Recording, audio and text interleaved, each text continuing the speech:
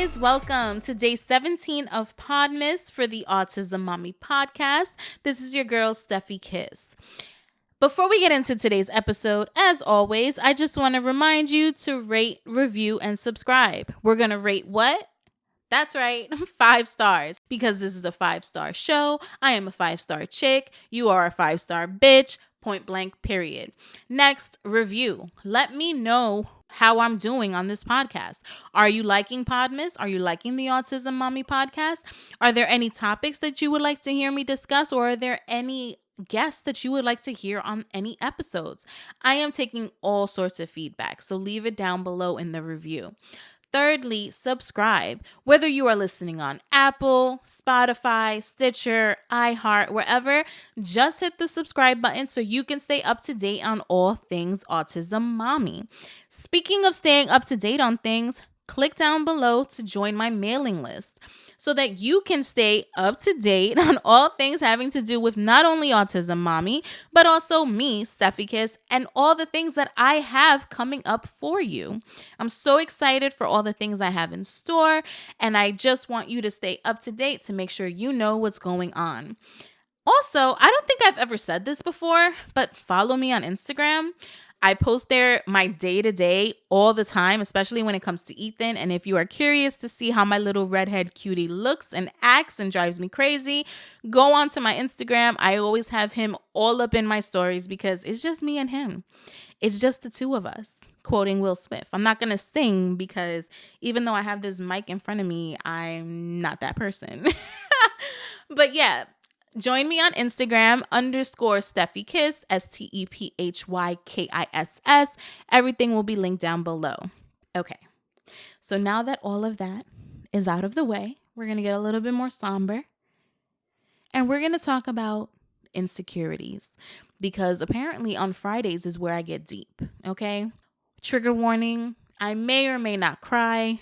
I feel like this might not get me as emotional as last Friday's PODMAS, which was about fears, but I figured I would throw in a trigger warning there just in case. So, insecurities. They are a motherfucker. Okay, for those who do not know, I started my podcasting career with the Do I Look Fat podcast, which primarily focused on body positivity and self-love, but the name was born out of my insecurities. My weight, my appearance has always been a huge insecurity for me for years. From constantly being compared to my thinner friends or family, or always hearing how badly my mother would refer to her own weight, the subject was always one that was on the top of my concerns. That is, until I found out my only child was diagnosed with autism. In 2020, when I was thinking about topics I wanted to discuss, I thought the subject of my journey to body positivity was something a lot of people would be able to resonate with. And I felt comfortable speaking on it, citing it as overcoming my biggest insecurity, until I realized that there was a subject I could barely talk about without crying, and that is my motherhood. I held so much internalized resentment that I could not, and sometimes still cannot, even to this day, speak on Ethan's diagnosis.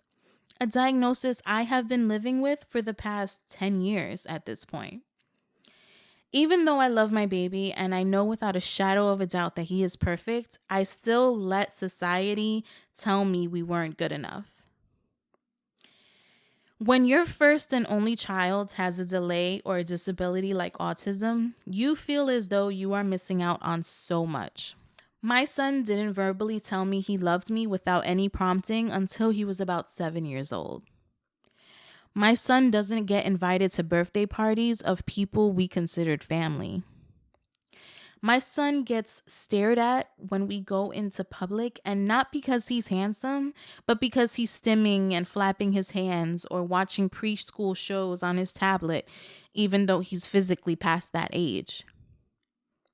It's a work in progress trying to not let outside influence or society get in my head about what is or isn't normal when it comes to my baby, but that is very, very, very hard. For a very long time, I hid his diagnosis, not because I was embarrassed, but because I didn't want people to feel bad for me or my kid. The sympathy I would get when people would find out would get me so upset. Why do you feel bad for me when my child is perfect in my eyes? It made me feel like we were less than in social settings because of our situation, and it broke me.